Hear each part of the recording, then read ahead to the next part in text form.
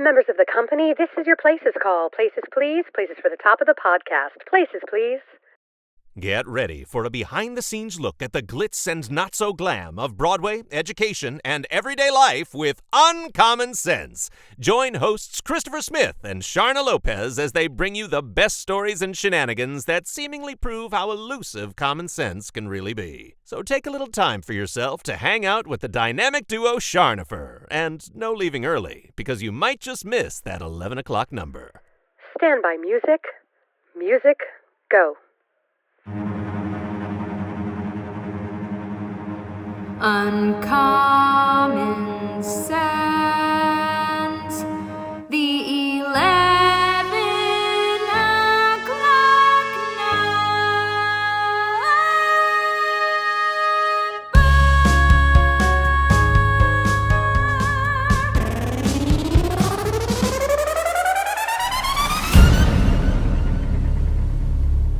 And we are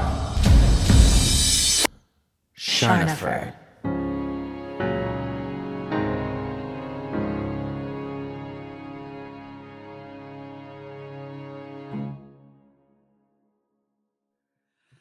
Hello, Charno fans. Welcome to another episode of Uncommon Sense, the 11 o'clock number. Wow, your energy is on fire today, Christopher. I know. That sounded like you had a lot of sleep, although I know you did not. I know you did not. Did not.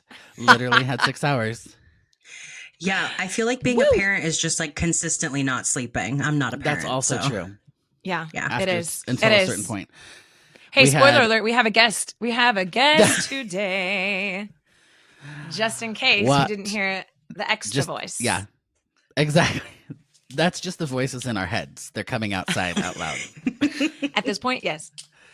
And actually, this human probably does come out of my head a lot, out of my mouth as well, because I spend so much time with her. Elise is very talented, and she has had an interesting journey thus far, which I'm going to have her tell us more about for sure. And currently, Miss Elise Arndt is directing a production of Matilda that we are doing together at the Orange County School of the Arts. So if you are available the weekend before Thanksgiving, come out and see some Matilda. And hopefully I'll still be standing. Like, hopefully I'll be there because I will have not perished in the process. That is the hope, in fact. Yeah. So, Elise, I actually don't know your whole history. Like, you grew up in Orange origin County. Story. Your origin story, the Elise Arndt origin story. Let us begin. Okay. I can give you a snapshot, a very quick. So I'm from Orange County. I was born and raised in Long Beach until like 4th grade. Then I moved to San Clemente. And I've been here. My parents have been in San Clemente since I was in 4th grade. So however long that is, a long time. I went to very long time.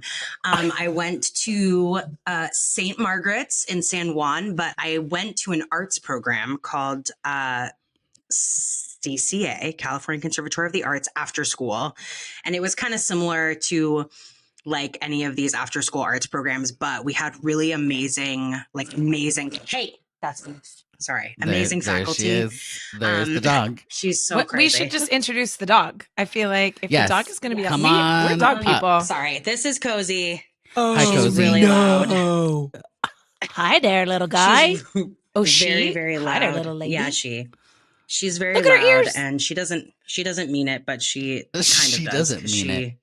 She's I just love trying that. to talk to you. Okay. Oh, she's very cute.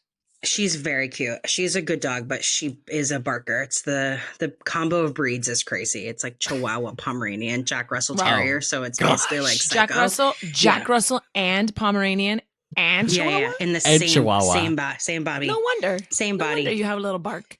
Look at you. It's okay. Oh my gosh, she's But cute. I went to this arts program that had great teachers, and I was there from like probably 3:30 to 8 at night. So like similar vibes to the OSHA schedule. But it was just extracurricular. It wasn't attached to my school. And while I was there, it's kind of like where I was like, I really want to do this in college, because it was kind of like, I'm going to go to college no matter what. But yeah, I feel like I got really lucky because all those people that I went to that program with, I'm still friends with like a lot of them. And we kind of just like created this like nuclear arts family. But I did grow up in a very musical house. My grandparents on my dad's side, my grandmother was a Broadway performer. My grandfather was a pit player in orchestras. So he was an upright bass player. They met doing cabarets in New York. My dad was born and raised in the city. So I kind of grew up with like that being very normal. Like it wasn't weird that I wanted to do theater. I feel like some people's parents are like, what the heck, you know? But no, it was very normal. They were like super supportive of it. My parents like really fostered like taking lessons, being able to try new things. I mean, I did sports and I liked sports too for a little bit. And then I was like, man, I don't know. These people are kind of weird. Theater people were more my people for sure. Yes, but correct. yeah, that's kind of like the basic origin story, I guess. I also had I did live on a sailboat for a while as a kid. That is hold on. Wait, what? How long did you live on a sailboat? For like a couple of years. I was really little. And then my parents, we would spend all of like our summers on the boat. So, in the Caribbean, it's in the Virgin Islands, but my parents for a long time, it's an old sailboat. My parents sailed for their honeymoon for 4 months. That's like what they did. And then they were like, do we want to like move to a boat and not live in like the rat race that is at the time, like the LA area? What do your parents do for a living? They're lawyers. They're lawyers. But they, at the time, they were like, do we want to do this? Because we're like not miserable, but it's, you know, commuting into law offices in like downtown LA is like pretty terrible. So, so there was like a stint of that, but it was very formative to me because I really am into like the outdoors, like the water in general. Do you know about sailing? Like if you go on a sailboat, I do know about sailing. Like I can't like, I'm obsessed with it, but I can't. I think I would need a proper like lesson again to relearn, but I did know like how to sail like very well. That's so as cool. Like a young kid. And I do really like it. And I find it very like therapeutic to be on the water. Yeah. It's very expensive to do that now, but that what makes isn't sense. very expensive now? Yeah, seriously. But I love going out. That's like why I like, I really like paddleboarding and like kayaking. I just like to like go out and like be on the water. Yeah. That's awesome. My that. husband wants to learn to sail so badly. It's like a goal of his. He really, really wants to learn. Yeah. That's so cool. We should go together. Oh my gosh. Love it. We could do it in the summer. There you go. There is really do your parents still have a sailboat? They do. It's the same one that they've had since I was like a kid. It's still in the Caribbean. It's like very, I think I just need to pause you for a second. Just gotta say, I think there's just a sailboat in the Caribbean. Like that's not a sentence most people just say. Like I got a sailboat and a slip in Long Beach. Okay, but not a sailboat in the Caribbean. Well, in the Caribbean. You know what's funny about it is my parents wanted to have a sailboat here, but it's so expensive and the waiting lists are so long. Yeah, you can't even get in. You can't get a slip. I know. It's crazy. Yeah, you can't get a slip. So they decided my grandparents from New York, they were like kind of the first cluster of people that would go to the Virgin Islands with a bunch of like other musicians from New York to play at hotels and stuff there. And so my grandparents like fell in love with it. And my dad and my grandpa would go a lot as like kid when he was a kid on vacation. So it's always been like a special place to them, St. Croix. And so they were like, you know, I think if we actually get the sailboat there, long term, it'll be cheaper. And you could just get a slip there. It was like, at the time you could get a slip for like $200 a month. Dang. It was like crazy. That's like such a fun fact about you. I love that. Yeah, it's a good fact. It's like kind of my party trick. I feel like people are like, what? We are like, I'll start a conversation and get this. I got a sailboat in the Caribbean. Top that. Yeah. Yeah. Well, also, Elise, you are definitely a world traveler. You enjoy traveling and you have all the tips and tricks. So those of you that know me, I am the not the coupon king, but like if there's a deal to be had or an app to be had, I'm it. Elise is that for traveling. So like if you want a deal on the travel situation, talk to Miss Elise Arndt right here. Yeah. Yes. Yeah, I'm like really into travel hacking because I feel like if you're going to spend the money anyway, which we all have to spend so much money like to live our lives, I just have figured out the travel hacking via credit card points. And so like I've been able to go on a lot of trips that like I would never have been able to afford just based on my own like income. But because I figured this out, I like took an e-course and everything. I'm all about it. I get everybody on board and then they're like, oh, I love this. And I'm like, yep. You took an actual course. I'm obsessed. Yeah. Yeah. You got to send me the link to that. I'm down. I can send you the ebook. It's so interesting because it was one of those things that my best friend and I, in like the start of COVID, we were like, let's learn about this because we have time. And so we like read the book and we were like, wait, this is not super complicated. You just have to know about it and then be able to apply it in the right way.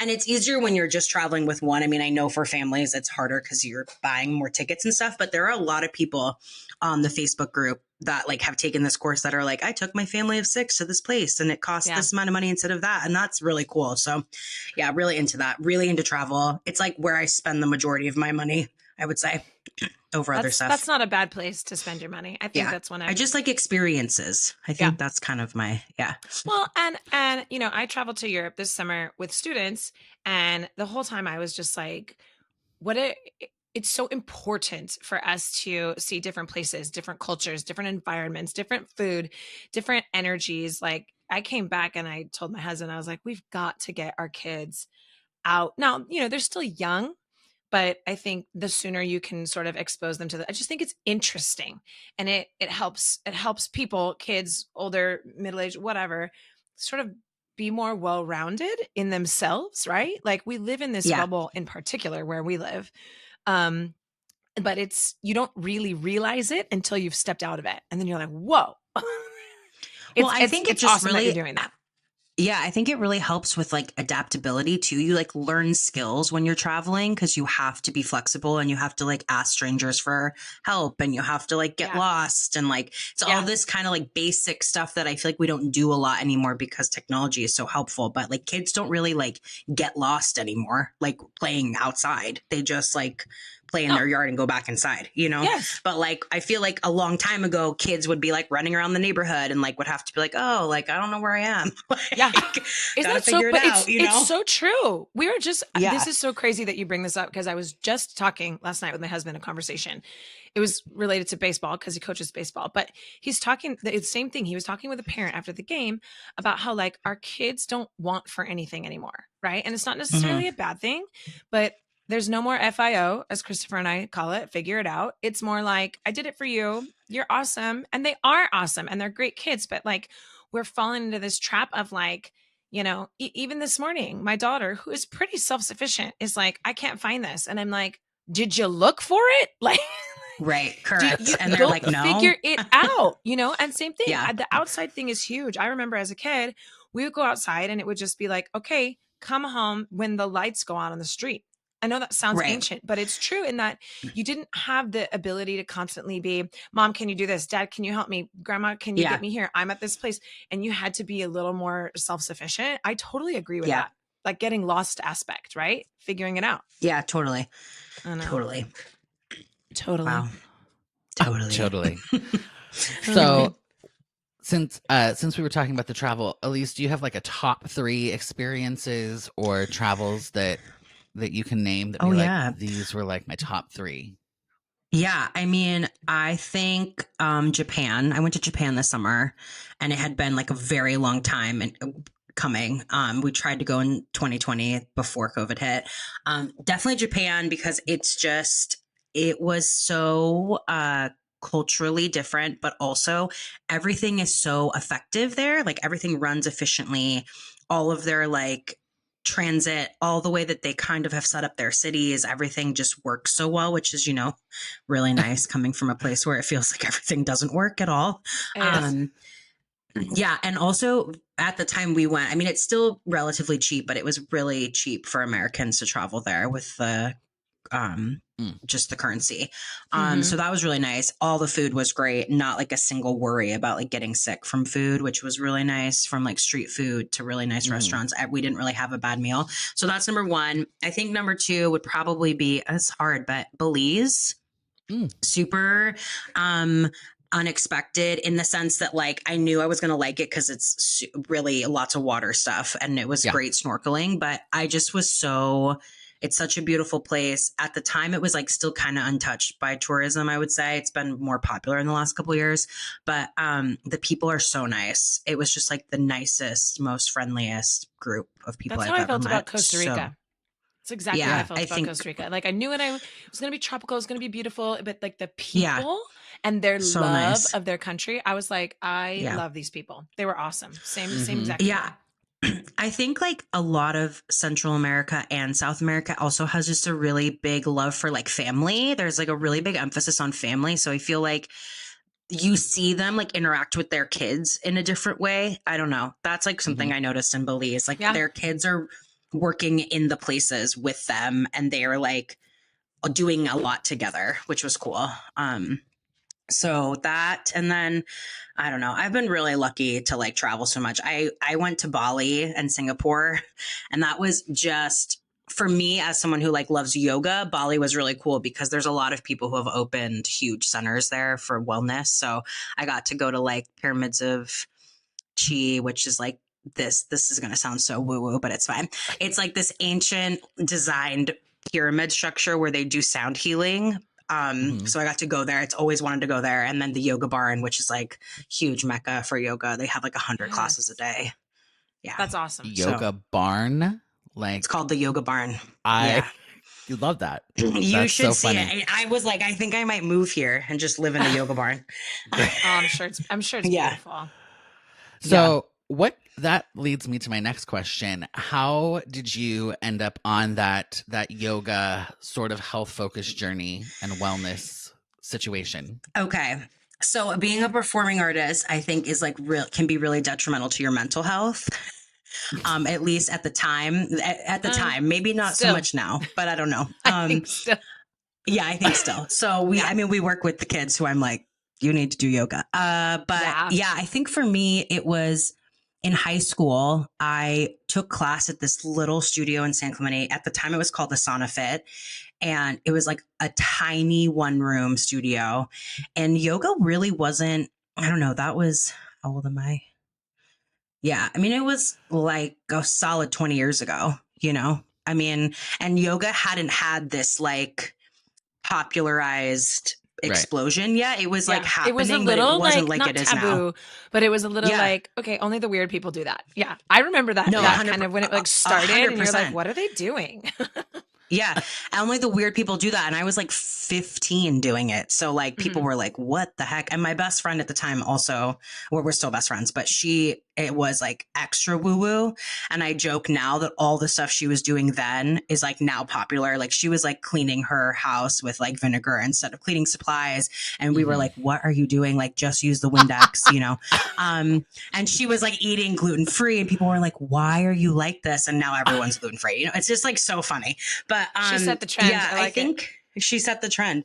But when I took my first yoga class, I remember feeling like it was like the first time I didn't have like anxiety. I didn't know really that it was anxiety at the time that I was experiencing, but that is what it was. And so I was like able to go to the class and kind of like shut my brain off. And I feel like I never had that experience. And I don't have anxiety when I perform per se, but I don't feel like I don't like do the thing that some performers talk about where they're like, I black out and I'm just in the moment. I'm not like that. I'm like very methodical and like am thinking about what's happening next to some degree. I mean, I'm living in the moment, but I feel like it's not like a euphoric feeling until after for me. Yeah. So, I really was like searching for something to help with my anxiety. I think that I couldn't name was anxiety. And I had a teacher there that I still like love. She moved to Mexico, but she has been teaching yoga for a very long time. And then I went to DC and for college, didn't find any yoga there, but I would kind of do it on my own. My roommates were like, what is this girl doing? Yeah, like really, truly. I would like get stares at the gym. Like people would be like, why is she like saluting the sun? And I'm like, I just need to do it, people. And then I went to like the perfect place for it, which is like New York, similar to here. And I found like this amazing teacher, shout out to Kenny, he knows. And he taught at a Crunch gym, but he found yoga there himself. He was a dancer. And so he still kept teaching at the gym, even though he taught at this like really woo-woo studio. And I found this class and it like changed my life. So for me, it's like spirituality and like mental health all kind of wrapped up in one. Like I know it's also a workout, but I really don't think of it like that at all. I think of it as more of like a spiritual practice. And I say it was that really a lot when important to me. So when people ask me about running, like I was running for a while, and running these Ragnar races and being outdoors and everyone's like, oh, is that your exercise? I'm like, well, it is exercise, but that is absolutely not the reason I did it. It's that like mental break of being outside. Like and I couldn't run on a treadmill. Like it's not the same for me. Running on a treadmill, it doesn't give you that same, like you're outdoors, fresh air in the, the trees and no one's bothering you. No one can talk to you like that. I feel like is my yoga. Cause when I try and do yoga, this is what I do. I'm in Warrior One and I'm like, I need to take the laundry out of the dryer. Oh, and I also need to make sure I email so-and-so. Oh, shoot. I forgot that I need to do the dishwasher. I cannot. Something with yoga. And I love it. My husband loves yoga. Jerry loves yoga. It is for him probably like it is for you. And for me, I think jogging outdoors was what sort of gave me that. Now, I still do yoga because I feel like the breathing for me is what gets me like, my brain though cannot shut off. I wish it would. Yeah. Well, and I think something that people don't necessarily know is that there are like, there's like the 8 limbs of yoga, which is like the yoga path that was unfolded in the Pantajali's like Yoga Sutras, right? But it's like there's all these different like asana, like the actual physical practice is just one of the 8 limbs. So like pranayama is breath, that's like another limb, and like there's like yama, which is like your ethical standards. And then there's niyama, which is like your self-discipline. So there's like all these limbs that go into the actual practice of yoga. Have you met Shannon Zimmerman? You guys are like the same person. No. So Shannon is my like wellness teacher at OSHA and she's a yoga instructor and she's done all, like hearing what you just said. I'm like, okay, Shannon Zimmerman. Yes. It's the same type of thing. Yeah. Yeah. I went in the other day to her well-being class. She's teaching about chakras and I was like, I'm going to sit down and I'm going to learn this. So I was like, shoot, I got to be educated. I got to align my chakras. Yeah. So I think for me, it just came down to like, I needed to have a practice for being a performing artist that like worked, and it works for me because I can take elements of it like before I audition and like before I do a show or before I'm entering a space with like crazy children, it just works. Love that. But yeah, I think health wise, I think health and wellness wise, I guess for me, it's always kind of been about being able to be in control of like the like control the controllables. I feel like it's really hard when you're a creative person because you can't control so much, but I knew I could control that part of like my life easier if I had like a practice. So that was the journey into the yoga. And now you teach. Yeah, I do teach. I only teach once a week now, but it's really nice. I love the studio and I kind of feel like the community is just really nice. So that's awesome. Okay, Christopher, I'm gonna be the cognizant of time person. I know we have so many topics we want to talk about with Elise, but I want to make sure we're being respectful of her time. What is your next on our list that we have that you really want to hear about?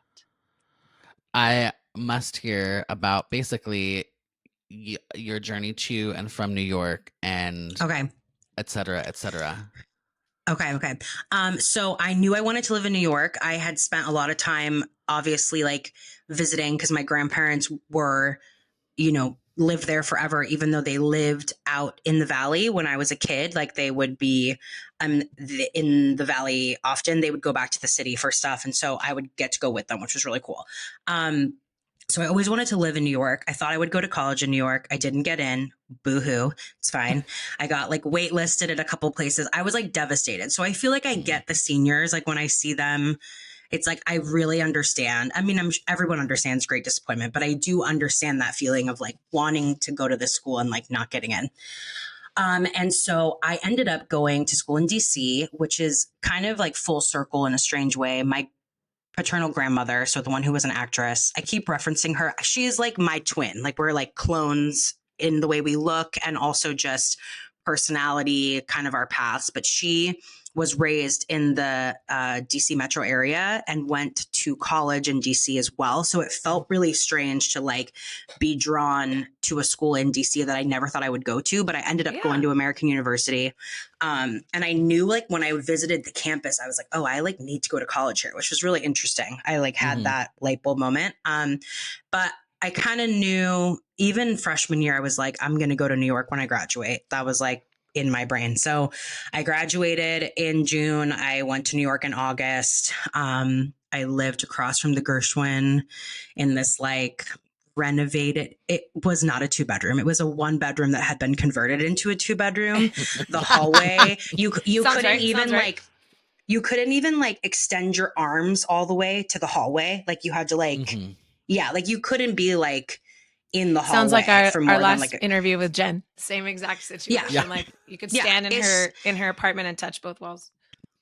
Yeah. And I like slept in a twin bed, like as a full grown adult. And in my room, the twin bed, it was like my twin bed fit, my bedside table, and like that's it. Like nothing else fit. There was nothing else allowed. My roommate at the time lived in like the converted one, like part of the room, which was like these tiny paper thin walls, and she had a rack, a wardrobe rack, and her twin bed, and that was like the whole thing. So I lived in that apartment for 2 years. I just did a lot of odd jobs. I like am naturally just a hustler. Like I feel like proud of that, but I can kind of make it work. So I like started babysitting right away. I found a friend at the gym who was like, I have a family that needs a nanny. I babysat 3 kids under 5. I'd done that in college too. So I had like come to the city thinking I was going to nanny kind of to make ends meet. So I nannied and I like temped. And I would get up at like 3:30 in the morning and go and sign in outside on the piece of paper that someone taped up to make it an audition, which is insane. Yep. And I did that for like many years.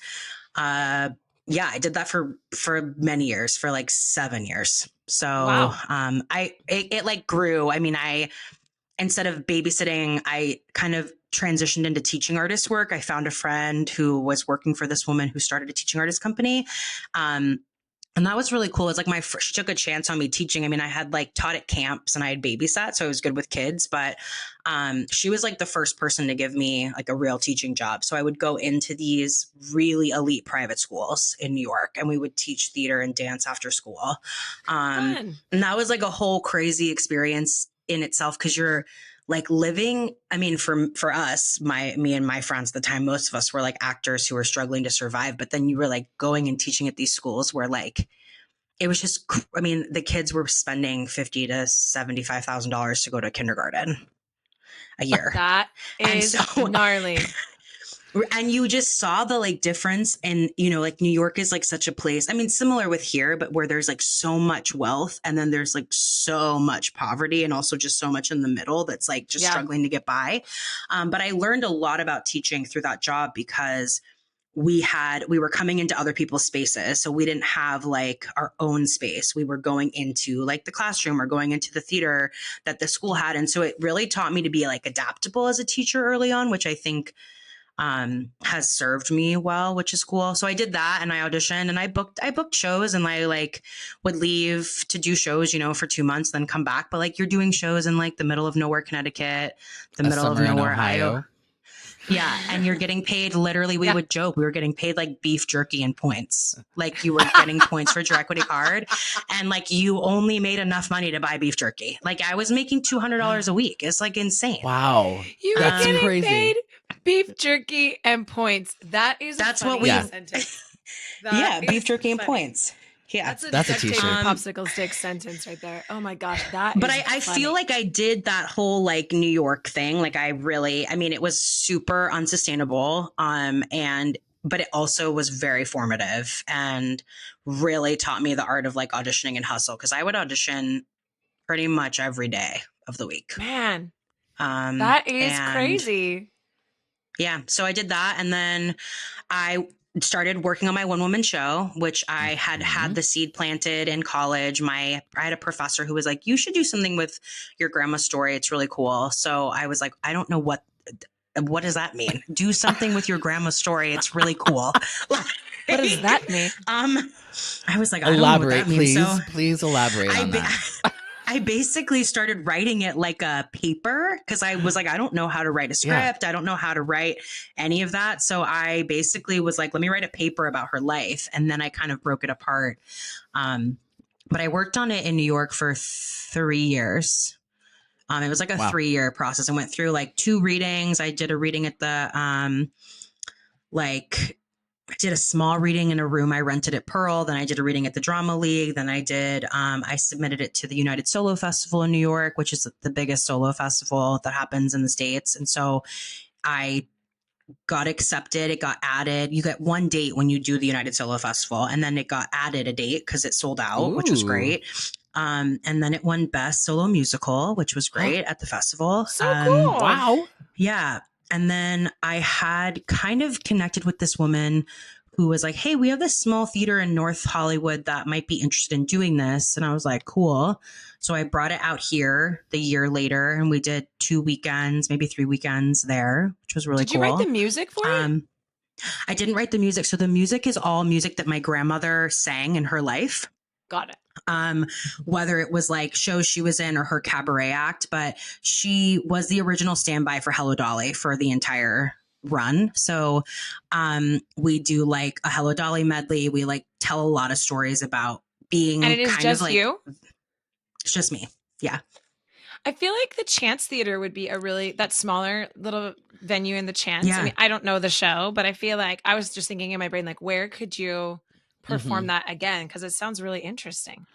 I really want to. We're trying. I'm trying to figure out. I feel like, since like everything is kind of unfolded with COVID, and when I moved back, my plan had been, okay, who can I like talk to and get to know? But then everything kind of was closed for so long that I missed the boat on like connecting with people in person. But now I'm like, okay, the show is in really good shape still, and the music is all done pretty much. I mean, it'd be fun to work on it and add some stuff. But yeah, it's a really interesting story. I think it's more, I don't know. I think it's just more appealing because it's not the story about the star, but it's like the story about the person who was constantly kind of like second fiddle to the stars. Yeah. And I feel like that's more relatable. Which a lot of people can relate to, right? Yeah, totally. Yeah. So yeah, that was kind of my story in New York, but I moved back thinking I was going to be here for a year in 2019. It was the holidays of 2019. I kept my place in the city, then COVID hit. And then I was like, well, I'm here now. And I gave up my place a year into COVID in the city. And I was like, I think I'm just going to stay here until, things even out. And now I've been here for 5 years, which is crazy, but it's good. Which in hindsight, do you think that maybe that was like, it happened for a reason? I feel like, especially with COVID, because like the city, I have several friends who live in the city, and a lot of them left the city during COVID because it got so bad there.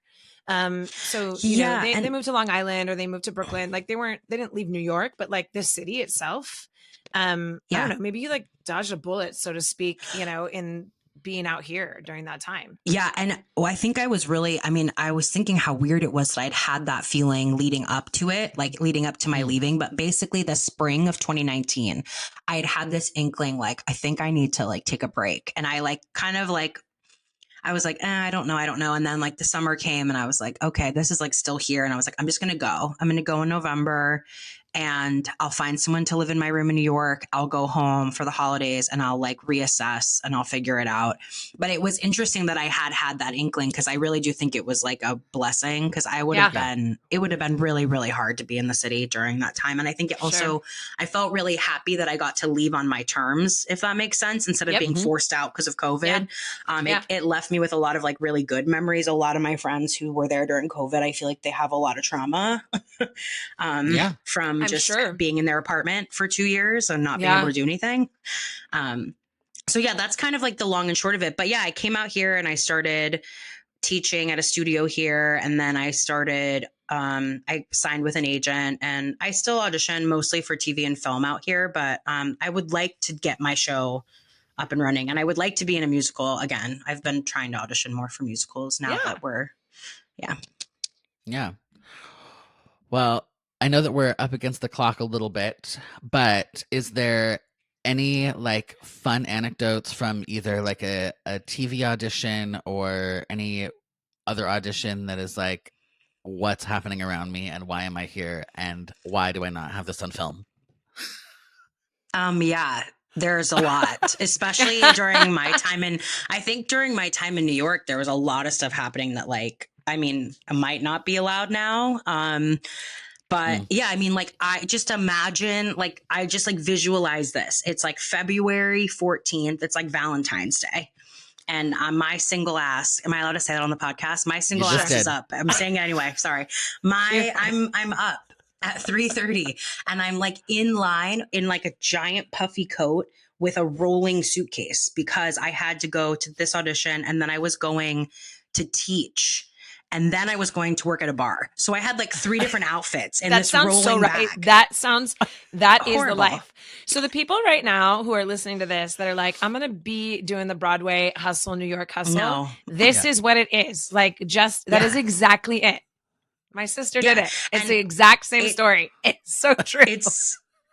So I'm like in the cold because it's February and I'm like with my rolling suitcase and I'm like miserable. Meanwhile, other women, which is fine, are there with like a full face of makeup at 4 a.m.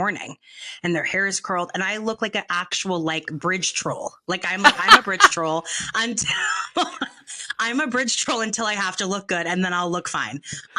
4 a.m. Can we like, I love that you just like say 3:30 a.m. Like it's normal. Yeah. That is the most not ridiculous. And my sister did it. She would be up so early trying to get. It's horrible. It blows my mind. It blows my mind. Yeah. 4 a.m. You just have to have so much fortitude. But I would be there. I'm like here like this, and then you're signing in on this piece of paper that like some girl named Sally ripped out of her composition notebook and literally brought her own tape and taped on the wall. Yeah. But I was like, I'm just gonna wait. He's opening the building at 7 today instead of 8 because it's cold. So like they open the building and you're like waiting to go into this elevator vestibule and the elevators are old. So they only fit like 5 people at a time. So you're like in this cattle call line, like 5 at a time. I get in, I go up and I get into the room and I'm not kidding you. Like I will never forget this, but there is a woman in the corner. She is wearing like a full dance we're taking a dance class, except for it's like 7 a.m. And she has brought a speaker and she puts on, I Want to Dance with Somebody. This is not a lie. She puts on, I Want to Dance with Somebody. And she starts doing a full dance warm up in the corner. And I'm literally like, is anyone going to say anything? No one said. The thing that really made me be like, I don't know how to do this is like, no one said anything. No one blinked twice. I was like, you guys, this is not okay. Then this same audition, it's 10 a.m. We finally get to go sing, right? And they decide that they're going to type. So we go in and we just stand in a line in our jewel tone dresses and nude heels because that was what we were told to wear. What a stupid thing. I had these 3 jewel tone dresses. I had a purple one, a blue one, and a yellow one. I'm not kidding.